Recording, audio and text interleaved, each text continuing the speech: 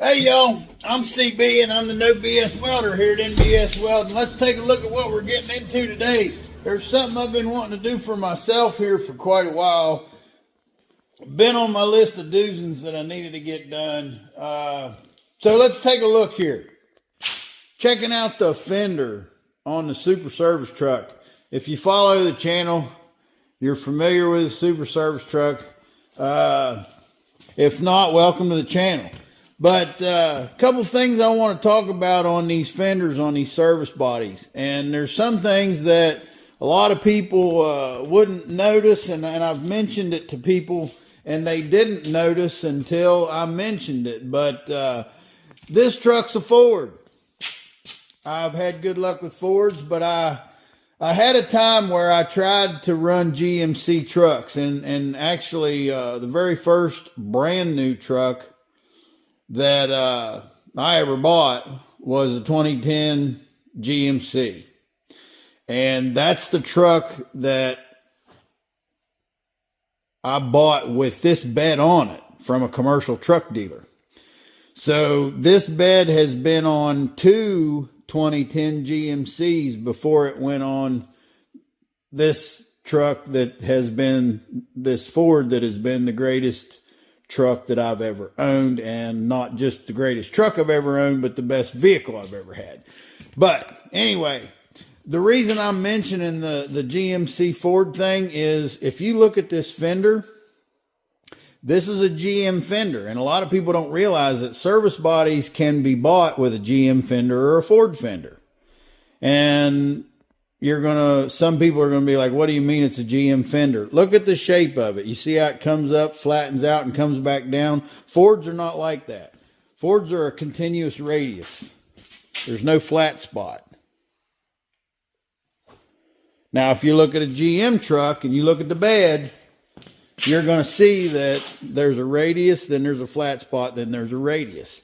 And companies like Napahide that make this service body actually do make Ford fenders. This piece can come right out of here and a Ford piece can go in there. So one of the first things that's not ideal about the situation is the fact that I got a Ford truck with a GM fender. It's been that way for a long time. It's not been a problem. Been driving around for a decade like that. Nobody would know unless I told them. But the next thing, when I put this bed on this truck, I noticed that when I got it where I wanted it, the tire, actually the axle, you should say, was further back than this fender wanted it to be. And that's why you see like there's a bigger gap in the front.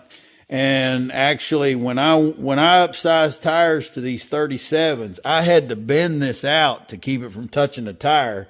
And I had to bend the backside out to keep it from touching the tire when I still got a huge gap in the front. Well, the decision I realized when I put this truck bed on this Ford that it was like that. And what I had to do is I had to decide if I wanted a bigger gap between the cab and the truck bed, or if I was going to put up with the axle being off center in the fender.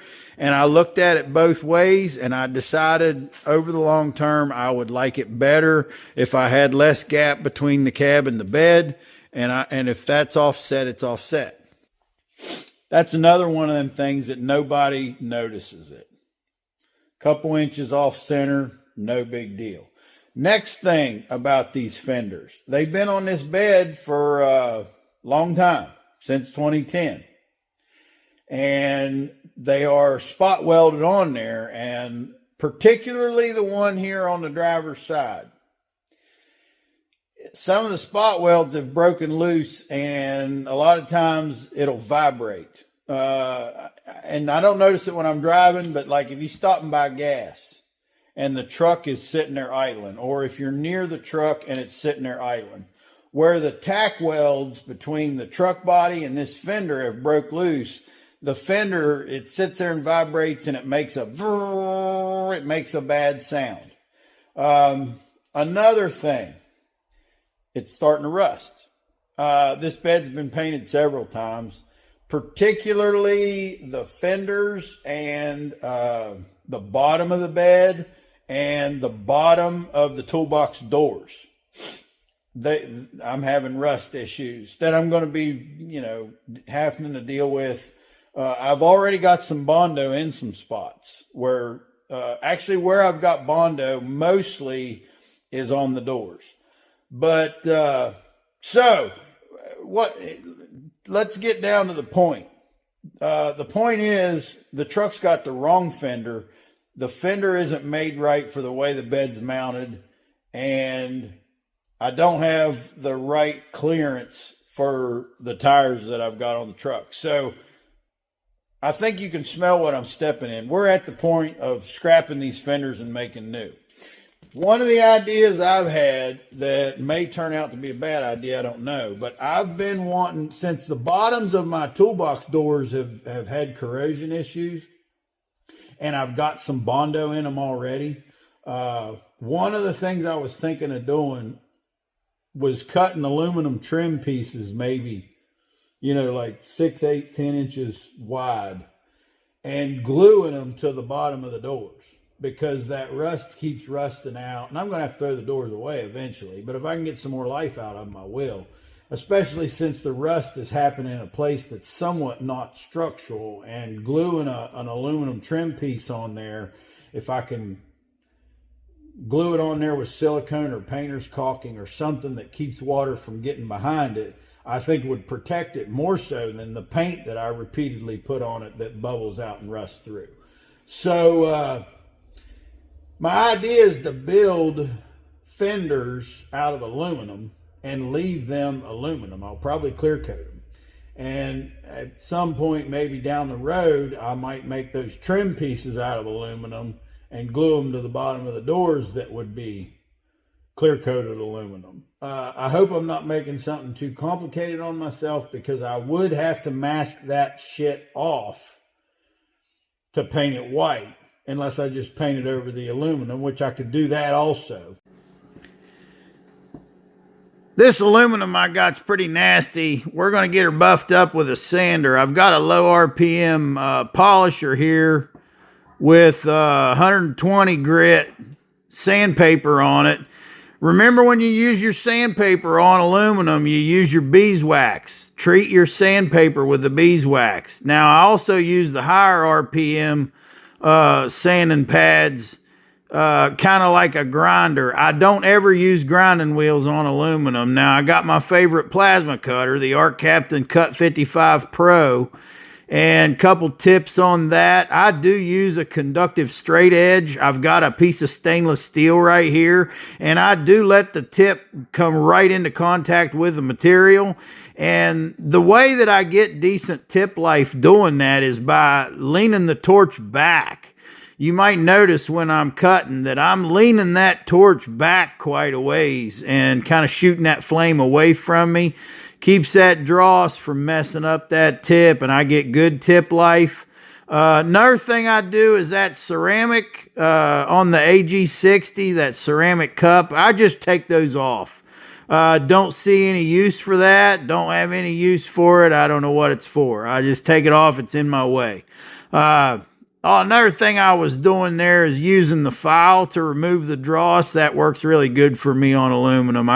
I cut that dross right off with a hand file, no problem. Now, I'm getting some measurements here on my fender, and I pretty much want to find out up and down, side to side, where that wheel's at. Because I want to get some marks on here that's going to tell me how to lay out this opening for the wheel. Hey y'all, CB here, the No BS welder here at NBS Welding. I'm wanting to let y'all know we got t-shirts for sales. If you'd like to support the NBS Welding YouTube channel, send Tina an email at nbswelding@aol.com. Go to the NBS Welding YouTube channel, check out the content, and in all new video descriptions, there's links to our Amazon storefront and our affiliates, so you can check out the products that I use and endorse. got measurements that's going to tell me where I want the wheel in relation to the fender, so that it's centered up better. I just, kind of did that with a frame and square, and I measured from each end. And I think I got that pretty well figured out on one of these. And of course, the other one would be a mirror image of the other. You'd have pretty much like if it was on a blueprint, you'd have an as shown and an opposite hand. So I'll tell you what my plan was, and what I bought to do this with. This little lip, fender lip, I wanted something like this on there. And what I did was I found where I could buy an aluminum fender that was a 36 inch. And I was surprised that I found one that big, because most trailer fenders are, you can buy trailer fenders cheap. And they're nowhere near this big. There's a couple things about it when it came in. This is thinner. It's quite a bit thinner than I would like, but I've already bought it. For what I paid for it, it's not worth sending back. If I shipped it back, the shipping would be more than half the value of it. And I've found another huge problem, and I'm wondering if you notice.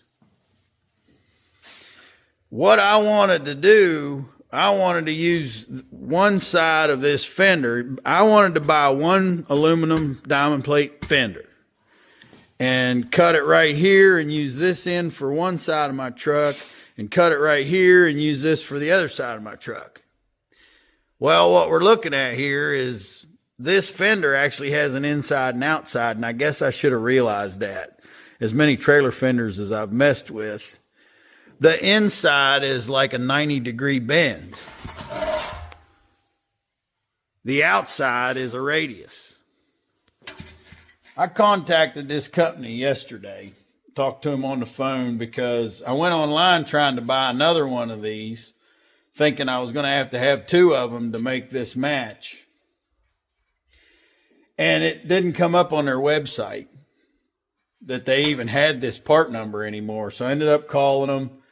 They were supposed to call me back about it yesterday, and they didn't get back with me until this morning, but they did get back to me, and I can get another one of these, and I'm not willing to spend what it's going to cost, and I'm not willing to wait until they can get it here.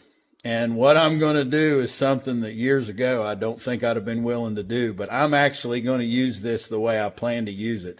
And one side of my truck's going to have a 90-degree bend. The other side's going to have a radius. So one fender on this truck is going to be different than the other. And that's one of them things that I think years ago that would have drove me nuts. But now I don't care. I'm going to try it. The other thing that I could do is just say, forget the idea about this fender and forget about the lip, and just cut that out, and the bottom of the fender would be a piece of 1/8 inch aluminum. And I've seen and built plenty of truck beds where the part that comes down around the wheel right there was just a piece of metal cut off. I could do that. Nobody would think anything of it. I can't do anything else with this fender, and I'm not spending the money and waiting the time that it's going to take to get two of them to make each side the same. So I'm going to go ahead with my plan and have two different fenders on this truck. You can't see them both at the same time anyway. I'm really curious how many people actually even notice it when I do this, and I think that's the reason I'm doing it. I'm a little more comical minded than I used to be, and I'm sort of wanting to think that I want to do this just to see who notices I did it. I want to screw this up just to see who notices I screwed it up, because I don't really think very many people are gonna even notice. I mean, I'm telling thousands of people if I put it on YouTube, but still, here's the thing. If this ends up driving me nuts, I'm just going to take a plasma cutter and cut that lip off. I'm still going to have a fender. No big deal. So either way, we'll get some practice TIG welding. Got my layout and I got my plan to plasma cut this opening for the wheel. Got my plasma cutter and I do a little test pass, make sure I can reach, make sure the hose isn't going to hang up nowhere or none of that stuff. And I'll go ahead and make my cut there on the mark that I made. Now, these markers that I use whenever I'm using a permanent marker, they're on my Amazon storefront. If you want to check that out, it's like an Fisher. I'm not sure if I'm pronouncing the name right, but I tell you the deal on these markers. You get a good price on them. The way I buy them, I buy a box of 100 of them. And that's the way it works out best for me. I've paid a lot of money for really good markers from Sharpie and Milwaukee and different markers that cost big bucks. And what happens is, inevitably, you just have that one occasion with that one marker where you dragged it through something greasy or something that was extremely dusty and it just destroys it. And after that, that marker's junk, and I don't care how good of a marker it was. The Fisher markers that I use that you'll find on my Amazon storefront that I'm using it here in this video, you get a box of 100 of them for 25 bucks, and when you screw one of them up and it quits marking, you throw it in the trash and you don't worry about it.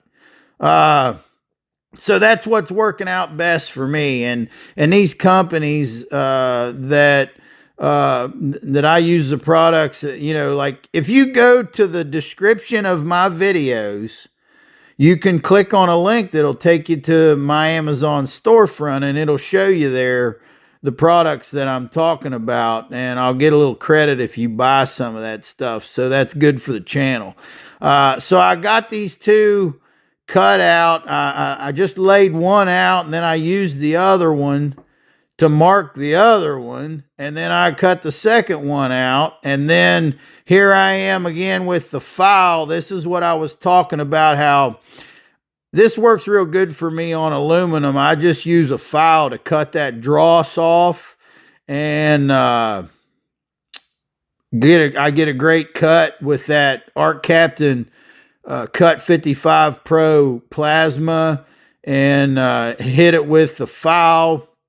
And the next thing is going to be, I'm just going to line these up together. And as one more step to make them identical, I'm going to line them up together. I'm going to get my trusty sander rig. And I've talked about this before. I like a 4.5-inch backer pad with a 5-inch sanding pad on it. And you'll notice here whether I'm using that rig like I just used, or if I'm using this sander here to polish my aluminum.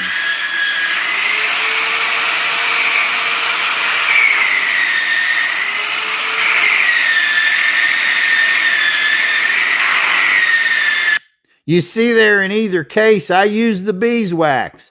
Treat your sanding pad with the beeswax so it don't get galled up with aluminum. You'll get really good life out of your sandpaper that way. Now here I'm using my jigsaw and cutting the notches out of the corners, getting that ready for the break, and then I got to cut out my fender. I've got a couple pieces of plate. I'll make a little cut, and then I'll clamp this plate on, and this is for the purpose, I don't want that fender to come apart until I'm done cutting. Clamp that on to hold it. Using a block of wood as a spacer here, right up off the table. Nothing to it. Turn that over and do it again. I know I'm dragging the machine around by the ground clamp cable. I'm hard on stuff.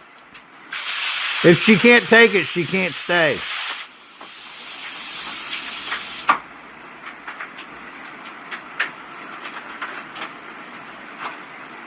Clamp my plate on to hold so that doesn't fly apart till I'm done cutting. Using my wooden block as a spacer off the table.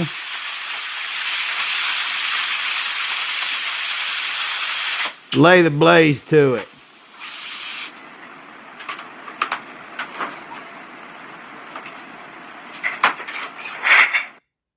How about that? Two nice even fender lips, even though they're different.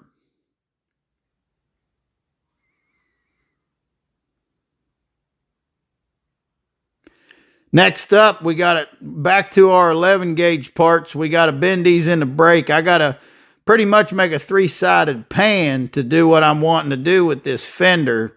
So I've got my marks on there. Once again, using those permanent markers I was talking about. I'm going to do a 3/4 inch lip on here.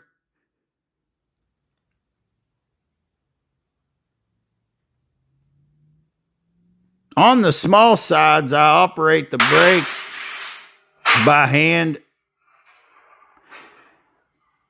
Here on the long side, I got to pull some fingers.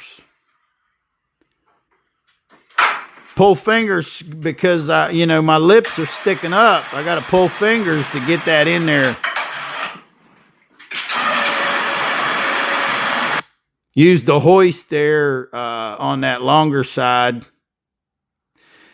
And this is what we got. Got 3 90-degree bends in each 11 gauge aluminum. And I got them shined up and got rid of all the oxidization and discoloration with the sander and stuff. I put this together I just did the tacking with the spool gun, and I was using, you can see where I'm using the gas cup of the spool gun to squeeze it together tight.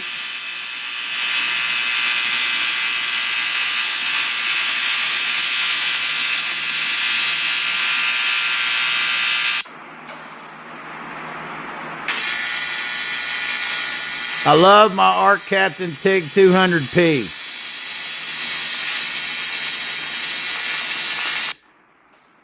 Best AC TIG machine I ever run.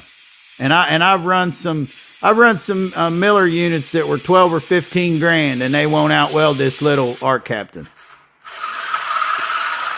Now I gotta make my piece for around my fuel filler to hold my fuel filler neck.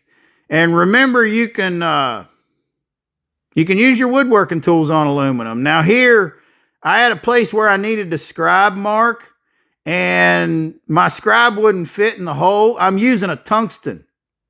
That's what I'm marking that with. A TIG tungsten. That's a good trick. Sharpen up your tungsten. Use it as a scribe. It's really hard. It works good. So that I've got a good start there on that piece. I'm looking good there.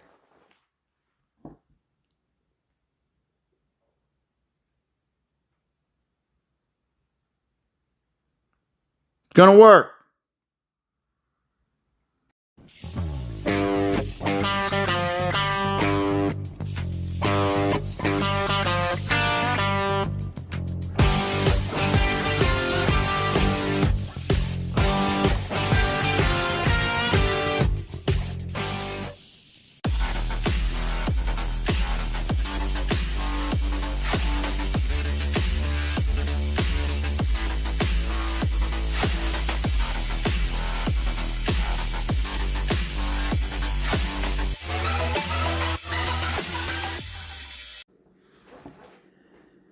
I don't know if it was a good decision or not, but I decided, in order to help avoid too much warpage, I decided to go ahead and weld that piece on there before I cut the hole in the back to let the fuel neck through.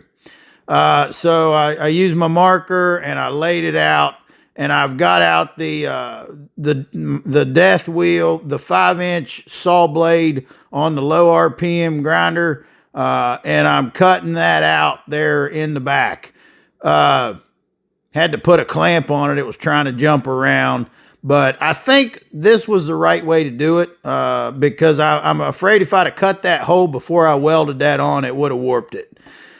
And I didn't have too much warpage. So everything is buffed up and tigged up. And in order to keep it looking good, I'm going to shoot some clear on it. So we're ready to hit this with the clear coat.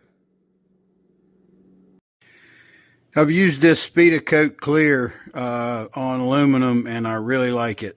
Order that stuff on Amazon, and it's really good stuff. Some people get a little bit too complicated with the mix and figuring out the mix. Let me tell you what I just did.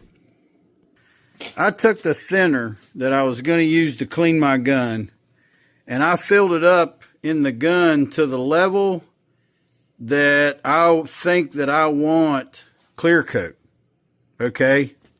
What I was doing there is I was getting the amount of clear coat that I want in my gun in thinner, because that's the thinner I'm going to use to clean the gun.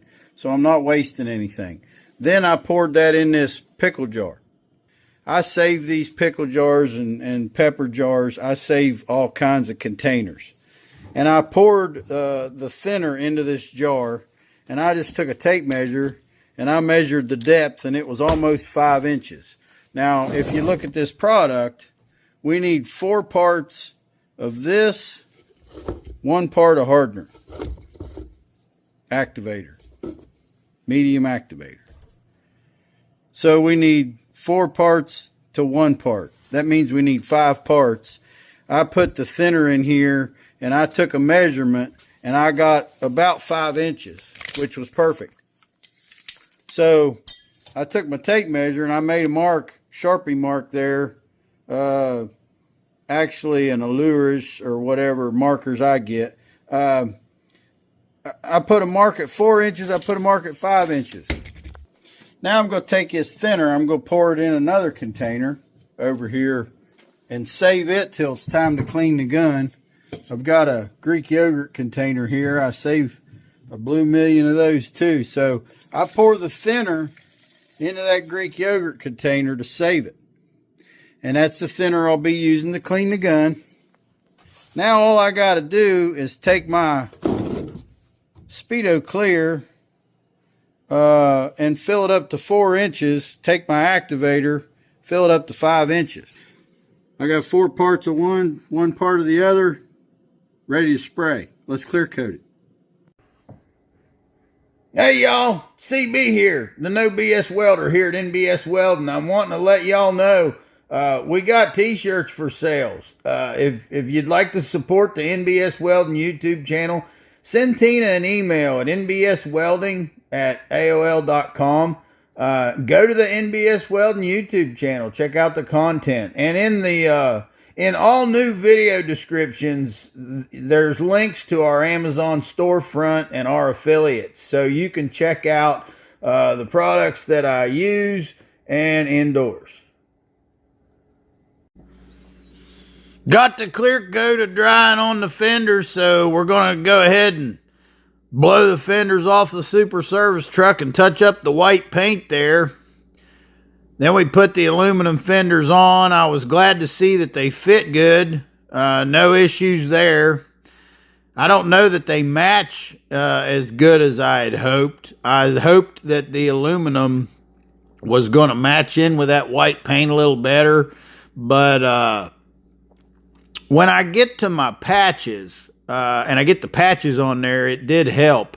And that's where I wanted to make use of those useless pieces that I cut out when I made the wheel wells, and I'm wanting to use those as the trim pieces to fix this rust issue. See, I've bondoed this once already, where I had rust. There was some small rust holes, and couldn't make it look right without putting some Bondo in it, and then the Bondo cracks. I'm not going to Bondo it again. What I've done is I've cut these aluminum patches, and I have absolutely lacquered the back side of these aluminum patches with painter's caulking, and then I put them in place, and then I put screws in them. And of course, the main thing that's going to hold it all together and waterproof the backside is all that painter's caulking that I've got gluing that trim on there. And with that aluminum trim at the bottom of the door, fixing my Bondo issue with my door, and you know, that kind of helped the aluminum fender to match. I think if I had to do this over again, I'd just make this all out of steel. The aluminum's beautiful, but it was so much extra work. Could have done this a lot faster and easier if I'd have used steel and I'd have just painted it all white. But, you know, it was a decision that I made thinking I would use the aluminum.